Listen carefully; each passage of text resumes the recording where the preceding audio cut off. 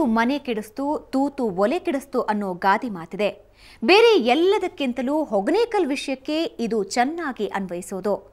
ಕನ್ನಡ ಪರ ಹೋರಾಟಗಾರ ಅನ್ನಿಸ್ಕೊಳ್ಬೇಕು ಅನ್ನೋ ಆಸೆ ಇದ್ದವರೆಲ್ಲ ಅಲ್ಲಿಗೆ ಬಂದು ರೋಷಾವೇಶದ ಮಾತಾಡಿದ್ದಾರೆ.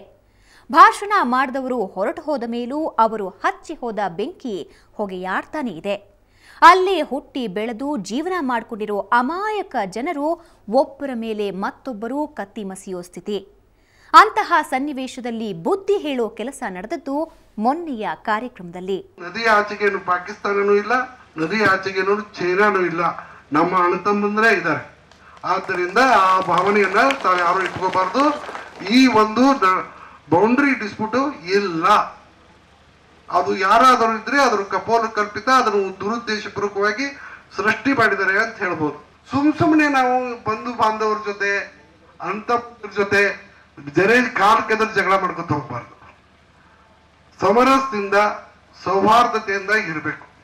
ಯಾವ ಈ ಜೀವನದಿ ಕಾವೇರಿ ಇದೆ, ಇದು ನಮ್ಮನ್ನ ತಮಿಳುನಾಡಿನವ್ರನ್ನ ಬೇರೆ ಮಾಡತಕ್ಕಂತ ಸಾಧನ ಆಗ್ಬಾರ್ದು, ನಮ್ಮನ್ನ ಅವ್ರನ್ನ ಕೂಡಿಸ್ತಕ್ಕಂತ ಒಂದು ಸಂಕೇತ ಆಗ್ಬೇಕು. ಆ ರೀತಿ ನಾವೆಲ್ಲ ಜೀವನ ಮಾಡಬೇಕು. ಇವತ್ತು ಹೊಗೇನಕಲ್ ಅಂದ್ರೆ ಕನ್ನಡ ಮತ್ತು ತಮಿಳರ ಭ್ರಾತೃತ್ವದ ಸಂಕೇತದ ಕಲ್ಲಾಗಿ ಉರಿಬೇಕೆ ಹೊರತು ಇದು ದ್ವೇಷದ ಕಲ್ಲಾಗಬಾರ್ದು. ಯಾಕಂದ್ರೆ ನಾವೆಲ್ಲ ಭಾರತ ಮಾತೆಯ ಮಕ್ಕಳಿದ್ದೀವಿ, ನಾವೆಲ್ಲರೂ ಭಾರತ ದೇಶದ ಭಾಗ ಇದ್ದೀವಿ. ನಿಮಗೆ ತಮಿಳುನಾಡಕ್ಕೆ ಹೋಗ್ಬೇಕಾದ್ರೆ ಏನ್ ಪಾಸ್ಪೋರ್ಟ್ ಬೇಕಾಗಿಲ್ಲ, ತಮಿಳುನಾಡವರು ಇಲ್ಲಿ ಬರ್ಬೇಕಾದ್ರೆ ಏನ್ ಪಾಸ್ಪೋರ್ಟ್ ಬೇಕಾಗಿಲ್ಲ. ಆದ್ರೂ ಯಾಕೋ ಸುಮ್ನೆ ಶತ್ರುತ್ವ. ಕಾವೇರಿ ನದಿಯ ಈ ಕಡೆ ಕರ್ನಾಟಕ, ಆ ಕಡೆ ತಮಿಳುನಾಡು, ಅದರ ನಡುವೆ ಇರುವ ಸಣ್ಣ ಸಣ್ಣ ನಡುಗಡ್ಡೆಗಳು ಯಾರಿಗೆ ಸೇರಬೇಕು ಅನ್ನೋ ವಿಷಯದಲ್ಲಿ ಕಿತ್ತಾಟಗಳೆದ್ದಿವೆ. ಕಾವೇರಿ ತಾಯಿ ತಮಿಳು ನೆಲ ಪ್ರವೇಶಿಸಿದ ಮೇಲೆ ಅವರು ಕುಡಿಯೋ ನೀರಿನ ಯೋಜನೆ ಮಾಡೋದಕ್ಕೆ ಹೊರಟರೆ ನಮ್ಮವರ ಆಕ್ಷೇಪ. ಸತ್ಯ ಶೋಧನೆ ಯಾರಿಗೂ ಬೇಕಾಗಿಲ್ಲ, ಬರೀ ಘೋಷಣೆ ಕೂಗೋದು ಮಾತ್ರ. ನಿಜ ಹೇಳಬೇಕು ಅಂದ್ರೆ ಚಾಮರಾಜನಗರದ ತುತ್ತ ತುದಿಯಲ್ಲಿ ತಮಿಳುನಾಡಿಗೆ ತಾಗಿಕೊಂಡೇ ಇರೋ ಕಾಡಿನಲ್ಲಿ ಕನ್ನಡಿಗರಿಗಿಂತ ತಮಿಳರೇ ಹೆಚ್ಚಾಗಿರೋದು. ಅವರು ಯಾವತ್ತೂ ಭಾಷೆಯ ವಿಷಯದಲ್ಲಿ ಕಿತ್ತಾಡಿಕೊಂಡಿರಲಿಲ್ಲ. ಇತ್ತೀಚೆಗೆ ಯಾಕೋ ಅಸಮಾಧಾನ ಹೊಗೆಯಾಡ್ತಿದೆ. ಅದನ್ನ ಹೋಗಲಾಡಿಸೋ ಉಸಾಬರಿ ಈ ಸಿಐಡಿ ಮುಖ್ಯಸ್ಥರಿಗೆ ಯಾಕೆ ಅಂತೀರೇನೋ. ಅದಕ್ಕೆ ಕಾರಣ ಈ ನೆಲದೊಂದಿಗೆ ಇವರಿಗಿರೋ ಬಾಂಧವ್ಯ, ಇಲ್ಲಿನ ಜನರ ಬಗ್ಗೆ ಇರೋ ಪ್ರೀತಿ. ಇಡೀ ಚಾಮರಾಜನಗರ ಜಿಲ್ಲೆ, ಅದರಲ್ಲಿಯೂ ಮಲೆ ಮಹದೇಶ್ವರ ಬೆಟ್ಟದ ಸುತ್ತಮುತ್ತಲಿನ ಪ್ರದೇಶಗಳೆಲ್ಲ ಎಷ್ಟರ ಮಟ್ಟಿಗೆ ನನ್ನ ಜೀವನದಲ್ಲಿ ನನ್ನ ಮನಸ್ಸಿನಲ್ಲಿ ಅಡಕ ಆಗಿದಾವ ಅಂದ್ರೆ ಅವೆಲ್ಲ ಪ್ರದೇಶಗಳು ನನ್ನವೇ ಅಂತಕ್ಕಂಥ ಭಾವನೆ ಸದಾಕಾಲ ನನ್ನಲ್ಲಿ ಇರ್ತದೆ. ಇಲ್ಲಿರ್ತಕ್ಕಂಥ ಎಲ್ಲಾ ಜನರು ನನ್ನವರೇ ಅಂತಕ್ಕಂಥದ್ದಿದೆ. ಇದಕ್ಕೆ ಕಾರಣ ಅಂದ್ರೆ ನಾನು ಸಂಕಷ್ಟದಲ್ಲಿದ್ದಾಗ ಅವರು ತೋರಿಸಿರ್ತಕ್ಕಂಥ ಪ್ರೀತಿ, ವಿಶ್ವಾಸ ಮತ್ತು ನನ್ನ ಸರ್ಕಾರ ನನಗೆ ವಹಿಸಿರ್ತಕ್ಕಂಥ ಕೆಲಸವನ್ನು ಮಾಡಲಿಕ್ಕೆ ಅವ್ರು ನೀಡಿರ್ತಕ್ಕಂಥ ಒಂದು ಸಹಾಯ.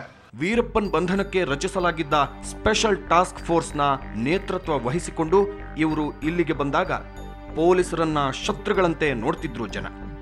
ತಮ್ಮನ್ನ ಉದ್ಧಾರ ಮಾಡೋದಕ್ಕೆ ಸರ್ಕಾರ ಅನ್ನೋದೊಂದಿದೆ ಅನ್ನೋ ವಿಷಯ ಅವರ ಗಮನಕ್ಕೆ ಬಂದಿರಲೇ ಇಲ್ಲ.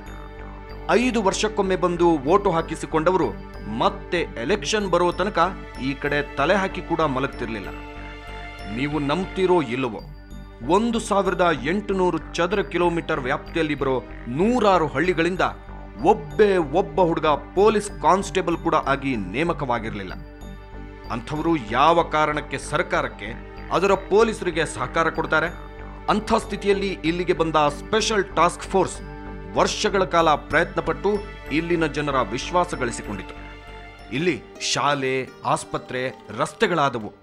ವಿದ್ಯಾವಂತ ಹುಡುಗರಿಗೆ ನೌಕರಿಗಳನ್ನ ಕೊಡಿಸಲಾಯಿತು. ಆ ನಂತರನೇ ಜನ ನಿಧಾನವಾಗಿ ವೀರಪ್ಪನ್ ಬಗೆಗಿನ ಮಾಹಿತಿಗಳನ್ನು ಕೊಡೋದಕ್ಕೆ ಶುರು ಮಾಡಿದ್ದು. ಅದರ ಆಧಾರದ ಮೇಲೆ ಕಾರ್ಯಾಚರಣೆ ನಡೆಸಿ ಆ ನರಹಂತಕನ ಹೆಣ ಎತ್ತಿದ್ದು. ಅದರ ಯಶಸ್ಸಿಗೆ ತಮಗೆ ಬಂದ ನಗದು ಬಹುಮಾನದಲ್ಲಿ ದೊಡ್ಡ ಮೊತ್ತವನ್ನ ಇಲ್ಲಿನ ಜನರಿಗೆ ಖರ್ಚು ಮಾಡಿದ್ದಾರೆ ಬಿದರಿಯವರು. ಆ ಬಾಂಧವ್ಯ ಇನ್ನೂ ತನಕ ಇದೆ.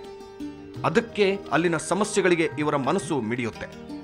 ಅಲ್ಲಿ ದ್ವೇಷದ ಕಿಡಿ ಹತ್ತಿಕೊಳ್ಳುವ ಸೂಚನೆ ಸಿಕ್ಕರೆ ಸ್ವತಃ ಅಲ್ಲಿಗೆ ಹೋಗಿ ನೀರೆರೆದು ಬರ್ತಾರೆ. ಏನೇ ಆಗಲಿ, ಹೊಗೇನಕಲ್ ಮಾತ್ರ ತಣ್ಣಗಿರಲಿ ಅನ್ನೋದೊಂದೇ ಉದ್ದೇಶ. ವೀರಪ್ಪನ ಕಾರಣಕ್ಕೆ ಇಲ್ಲಿ ರಕ್ತ ಹರಿದದ್ದು ಸಾಕು, ಇನ್ನೂ ಕನ್ನಡಕ್ಕಾಗಿ, ಕಾವೇರಿಗಾಗಿ ಬಡಿದಾಟಗಳಾಗೋದು ಬೇಡ. ಎಲ್ಲರೂ ಬಯಸ್ತಿರೋದು ಅದನ್ನೇ. ಆ ಕಾಡ ನಡುವೆ ಹೇಗೋ ತಮ್ಮ ಪಾಡಿಗೆ ತಾವು ಬದುಕ್ತಾ ಇರೋ ಜನರಿಗೆ ಇನ್ನೊಂದಿಷ್ಟು ಜೀವನದ ದಾರಿಗಳನ್ನ ಕಲ್ಪಿಸೋದರ ಮೂಲಕ ಉಪಕಾರ ಮಾಡಬೇಕೇ ಹೊರತು ವಿಷ ಬೀಜ ಬಿತ್ತಿ ಅಪಕಾರ ಮಾಡೋದು ಬೇಡ. ಶತಶತಮಾನಗಳಿಂದ ಹರಿತಾ ಇರೋ ಕಾವೇರಿಗೆ, ಬೆಳೆದು ನಿಂತಿರೋ ಕಾಡಿಗೆ ಕನ್ನಡಿಗರು, ತಮಿಳರು ಅನ್ನೋ ಭೇದ ಇಲ್ಲ. ಅದು ನಮಗ್ಯಾಕೆ ಅಂತ ಹೇಳ್ತಾ ಈ ವಿಶೇಷ ಕಾರ್ಯಕ್ರಮ ಮುಗಿಸ್ತಾ ಇದ್ದೀನಿ. ಕ್ಷಣ ಕ್ಷಣದ ಸುದ್ದಿಗಾಗಿ ನೋಡ್ತಾ ಇರಿ ಸುವರ್ಣ ಸುದ್ದಿ.